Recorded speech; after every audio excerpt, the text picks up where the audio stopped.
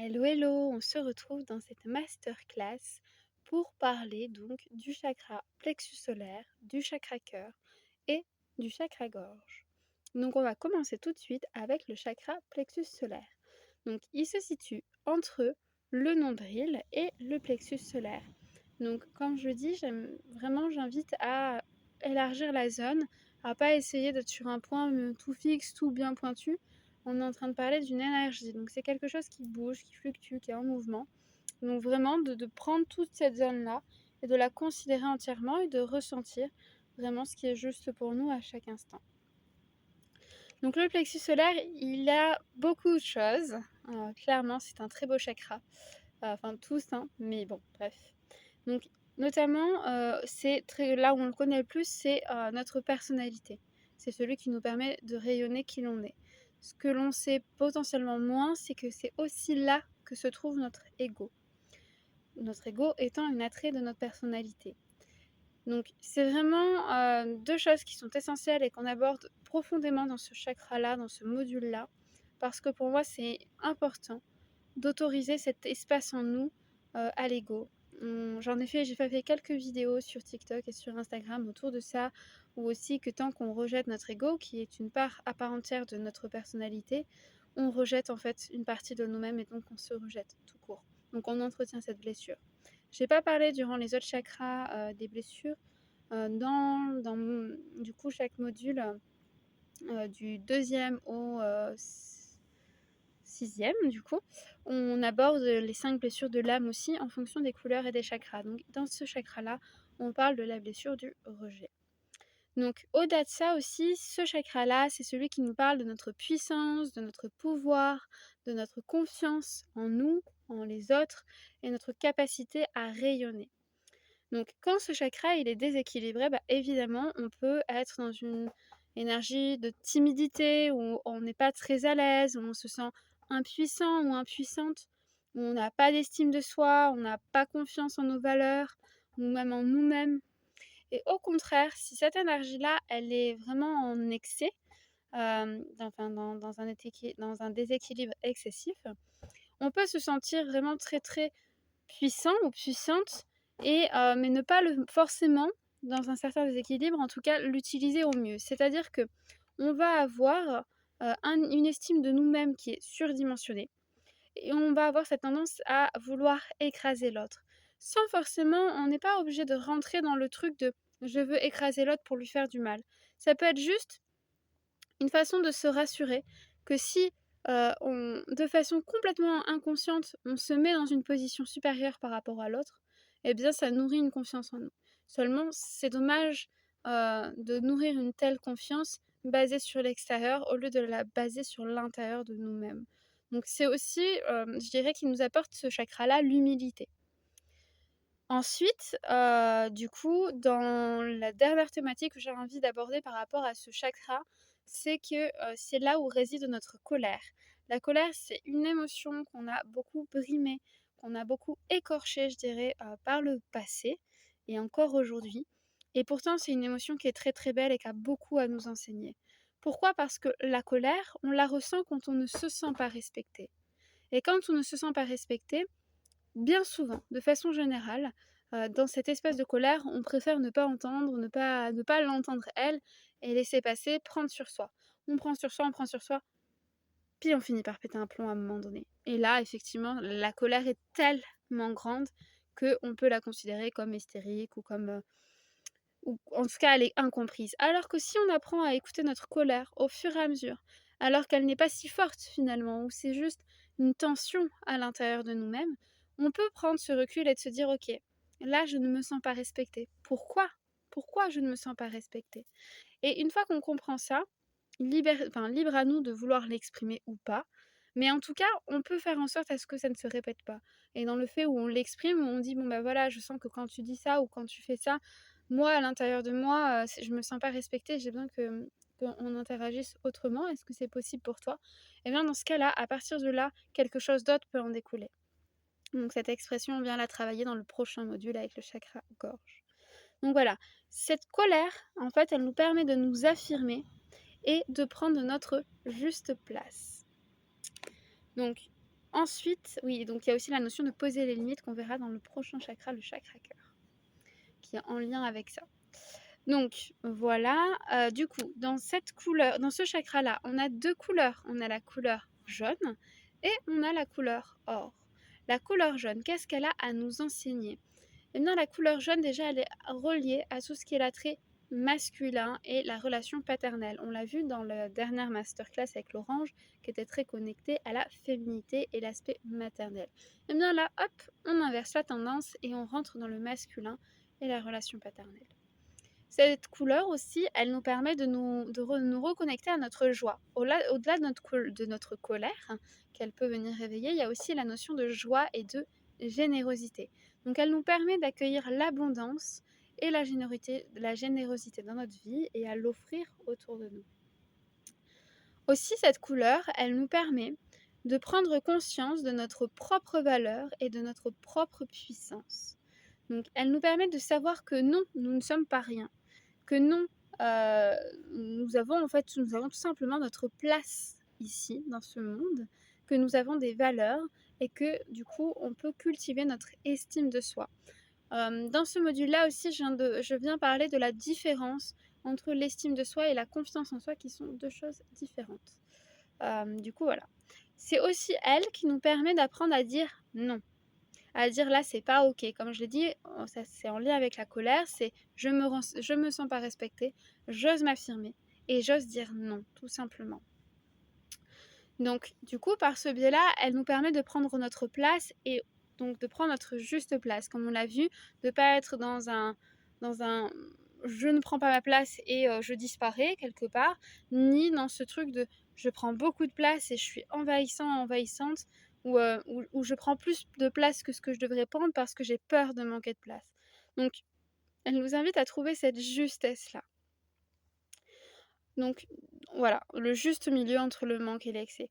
Et donc par ce biais-là, j'ai envie de dire qu'elle nous permet de renaître de nos cendres pour pouvoir oser, voilà, prendre ce nouveau départ et prendre cette juste place, toujours un peu plus, qui évolue avec le temps, bien évidemment.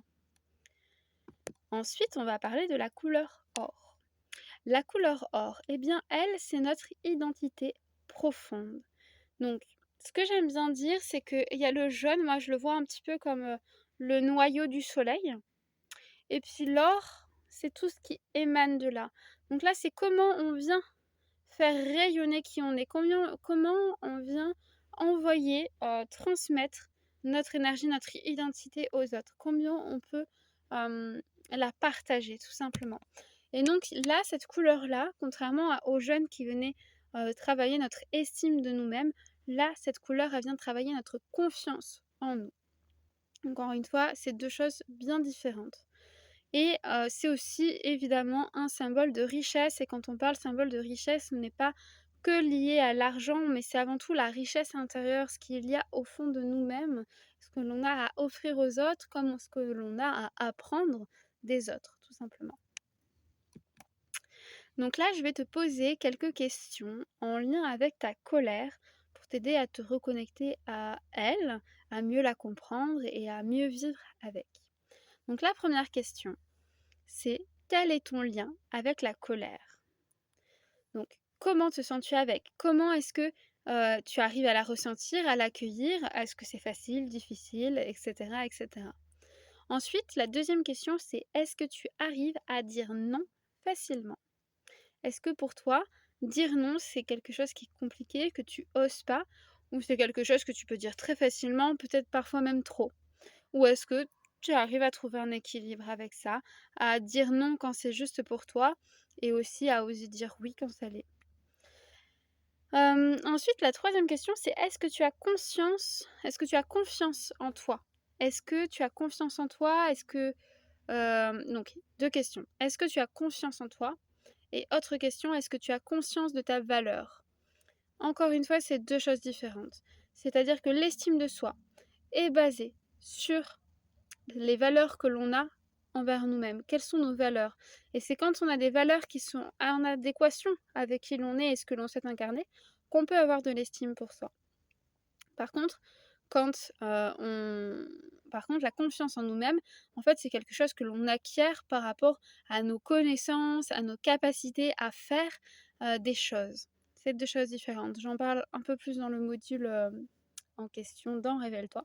Mais voilà, donc j'aime bien voilà, je trouve que c'est important, de comprendre ces différences-là et donc de venir, t'interroger sur ces 2 choses-là. Et dernière question, c'est comment est-ce que tu oses enfin, est-ce que tout simplement tu oses déjà prendre ta place? Tout simplement.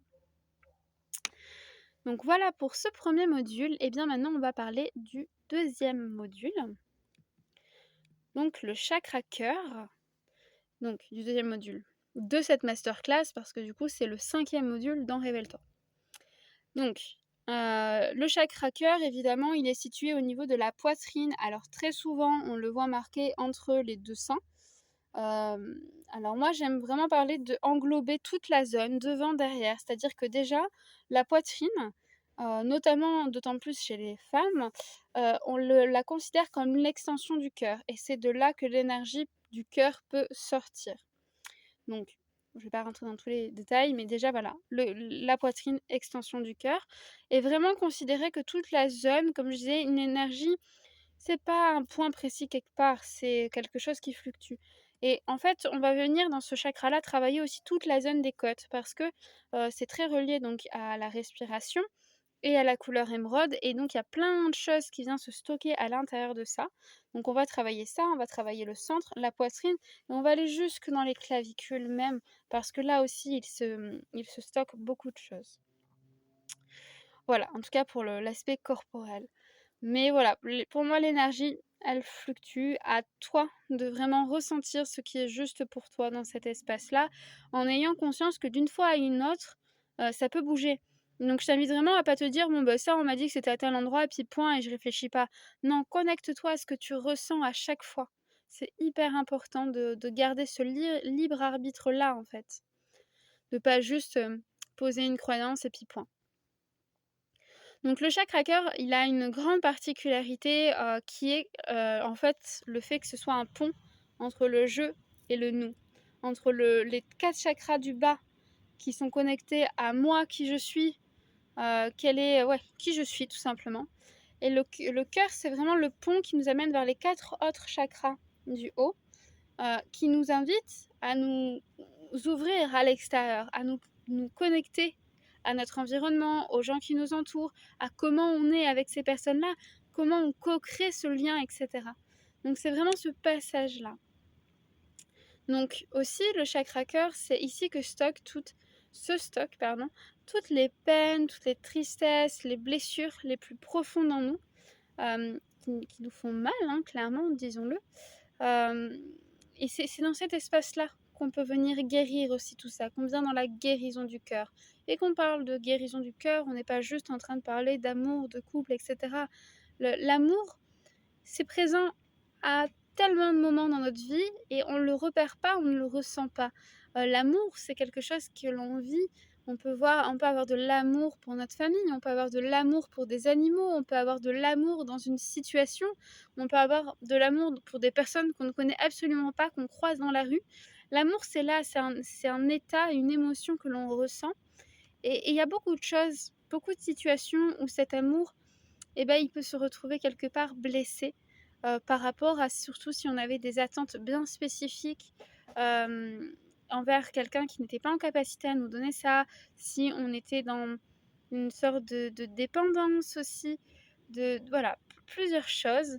Euh, ouais, des besoins, des attentes que l'on a, mais que l'on ne cible pas, en fait, que l'on n'est pas en capacité à voir, à connaître et donc à établir que bah, j'ai besoin de ça et à l'exprimer. Ou j'attends peut-être ça et à l'exprimer.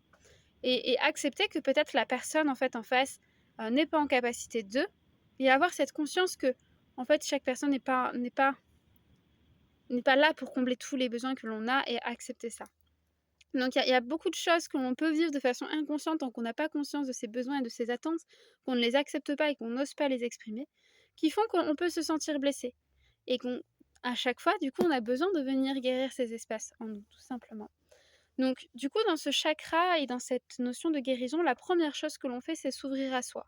apprendre à s'aimer soi. Parce que tant qu'on n'apprend pas à s'aimer soi, c'est très très difficile d'aller aimer quelqu'un d'autre.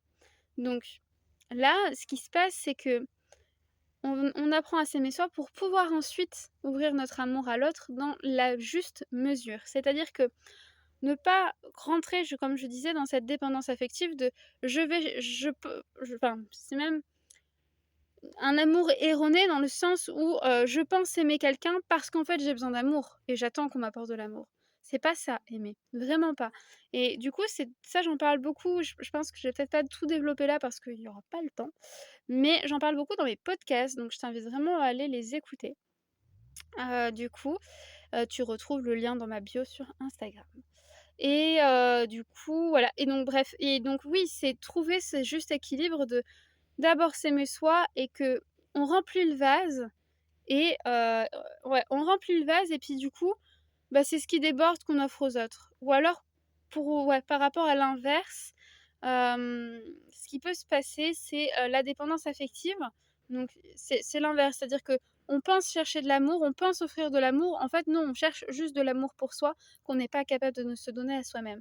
Et donc là, je prends souvent la théorie du gâteau, où comment tu peux aller chercher du glaçage en permanence si tu ne crées pas toi-même le gâteau. C'est-à-dire que comment tu vas étaler en fait le glaçage que tu es allé chercher chez les autres si tu n'as pas créé de gâteau, tout simplement.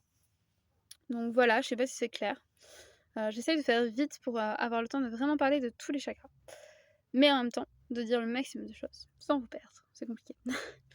Donc du coup, voilà. Donc, ouais, donc se réapproprier l'amour inconditionnel, en fait, dans ce chakra-là.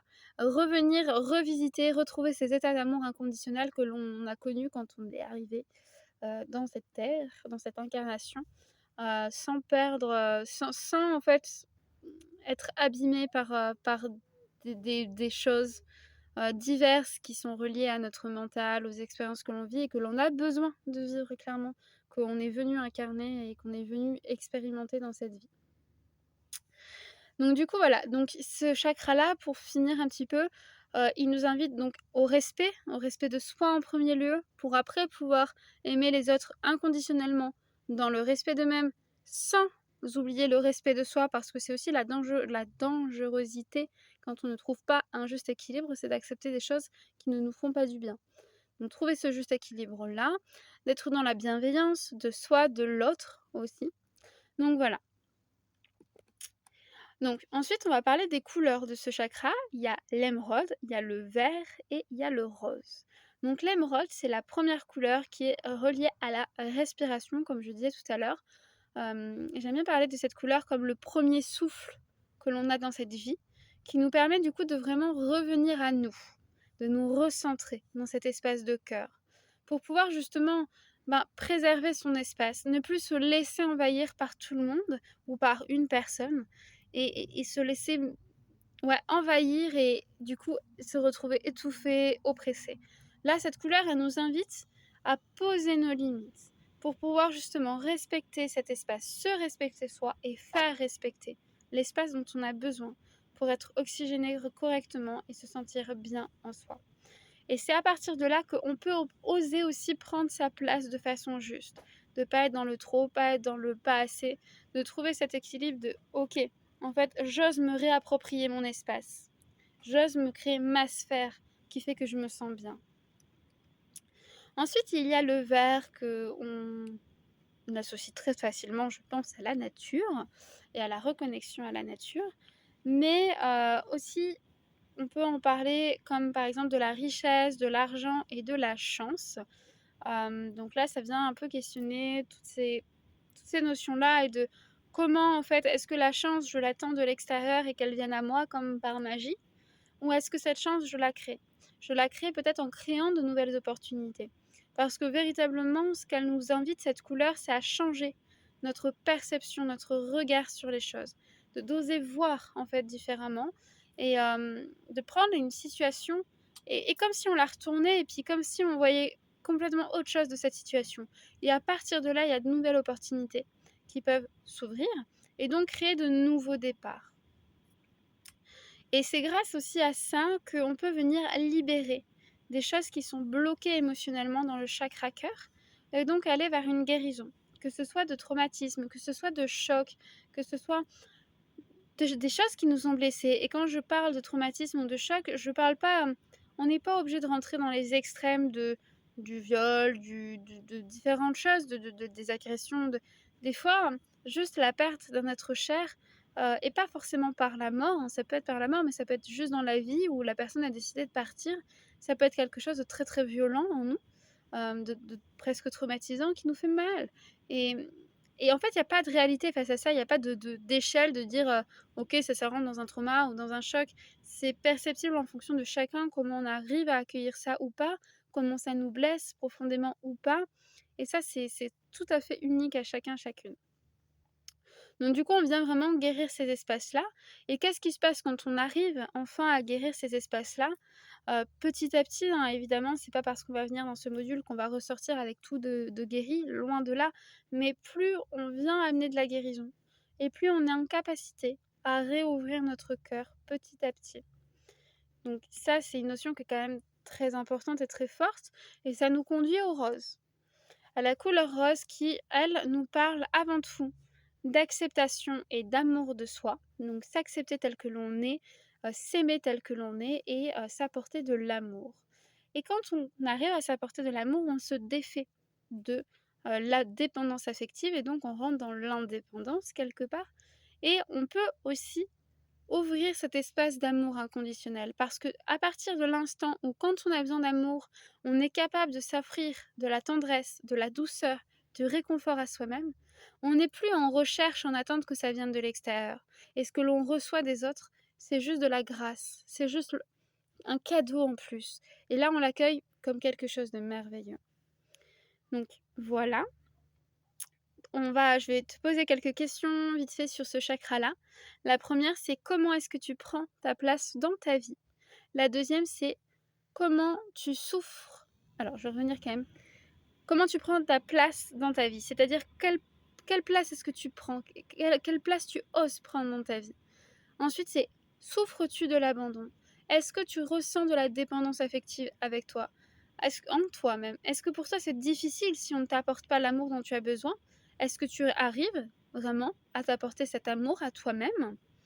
Ensuite, la troisième question, c'est qui es-tu réellement à cet instant précis? Dans la situation, dans ce que tu vis actuellement, qui es-tu face à ça? Face à cet amour, justement. Et dernière question, est-ce qu'il t'est difficile de voir ta situation actuelle sous un nouvel angle?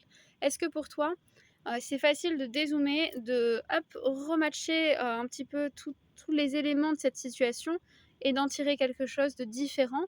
Ou est-ce que tu es bloqué dans ta façon de penser et c'est une impasse?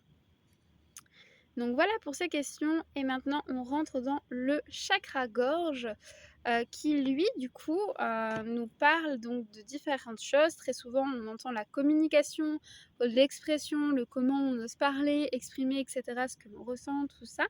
Ok, et c'est très bien et c'est complètement vrai. Mais par contre il y a d'autres choses que j'ai envie d'aborder parce que ce n'est vraiment pas tout. Et la première chose c'est comment on est à l'écoute avec ce chakra-là parce que c'est dans la même zone déjà et c'est comment en fait on est à l'écoute parce que comment on peut exprimer et répondre à quelqu'un si on ne l'a pas entendu? Comment aussi on est à l'écoute de soi? Comment on peut exprimer ce que l'on ressent si on ne s'écoute pas? Si on ne sait pas ce que l'on va dire parce qu'on ne sait pas ce que l'on ressent. Donc la notion d'écoute de soi est très importante pour moi dans ce chakra-là. Et l'autre chose qui est tout aussi importante, je dirais, c'est la notion de vérité. C'est retrouver nos vérités personnelles. Alors ça peut être par la déconstruction de choses qui nous ont été inculquées, que l'on n'a pas vraiment choisies, mais aussi de croyances qu'on a nous-mêmes posées à un moment donné, parce qu'on a déconstruit d'autres choses, qu'on a mis ça à la place, que ça nous allait très bien. Et c'est une invitation à est-ce que ça est-ce que c'est toujours bien? Est-ce que ça me sert toujours de penser ça comme ça? Et c'est oser lâcher ça, réactualiser. Et puis, tout simplement, nos vérités, elles sont personnelles. Et comment on peut communiquer si on ne connaît pas nos vérités? Comment on peut s'exprimer avec authenticité et alignement si on ne sait pas ce que l'on veut croire, ce que l'on décide de croire et ce que l'on a surtout envie de partager? Donc il y a la notion de oser notre voix, donc notre voix VOIX, celle où on parle, mais aussi d'oser notre voix, notre chemin. Parce que quand on ose parler, quand on ose communiquer nos vérités, nos ressentis, ce que l'on ressent, ce que l'on écoute en nous-mêmes, eh bien, il y a un chemin qui se crée dans notre vie, qui s'ouvre et qui est très en lien avec ça. Parce que plus on va dire: «Bah, là, moi, ça me plaît, là, ça me plaît pas», et plus on va poser des choses dans notre vie qui font que notre chemin va prendre une voie bien spécifique, que l'on se crée. Donc du coup, pour les couleurs, on a le turquoise et le bleu.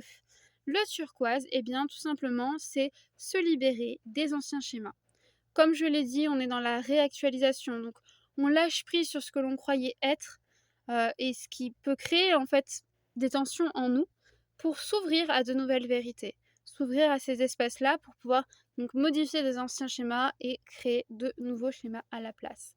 Et donc, bah, grâce à tout ça, il y a cet élan de se laisser aussi porter par la vie avec cette couleur, de dire: «Bah, OK, jusque-là, moi j'ai cru ça, je me rends compte qu'aujourd'hui j'ai plus envie de croire ça, et il y a d'autres croyances qui viennent se mettre en place à la place.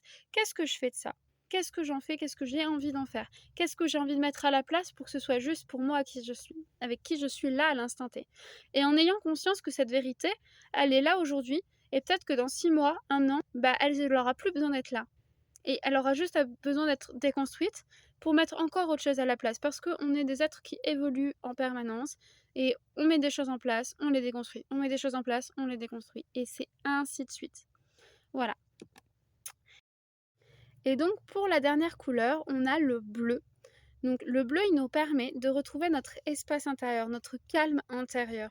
C'est-à-dire dans toutes ces énergies où voilà, il y a beaucoup de déconstruction, il y a beaucoup de changements en nous, on est un peu perdu dans nos vérités. C'est comment on se recentre à l'intérieur de soi pour retrouver un certain calme, et puis aussi dépasser nos peurs de prendre la parole. Oser lâcher prise sur ce que l'on pourrait nous dire, ce que l'on pourrait comment on pourrait réagir par rapport à ce que l'on est en train d'exprimer, et en fait juste exprimer avec vulnérabilité et juste parler de ce que l'on ressent en soi ou autour de nous-mêmes, d'oser exprimer nos vérités sans imposer notre vérité à l'autre, oser juste dire ce qui est là en nous, ce qu'on a besoin de déposer. Et donc grâce à ça, eh bien, comme je le disais, ça nous permet de trouver notre voie, notre chemin, parce que ce que l'on pense et ce que l'on vient exprimer bah, vient créer aussi notre réalité, et donc vient façonner le chemin, cette voie que l'on entreprend, tout simplement. Donc voilà pour ce dernier module, ce dernier chakra de cette masterclass. Il y a la troisième partie que je vous tournerai bientôt, qui je pense sera disponible la semaine prochaine, où on abordera donc le chakra troisième œil, le chakra coronal et le chakra de l'âme.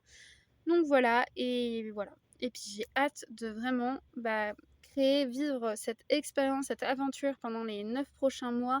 Donc ça démarrera début octobre.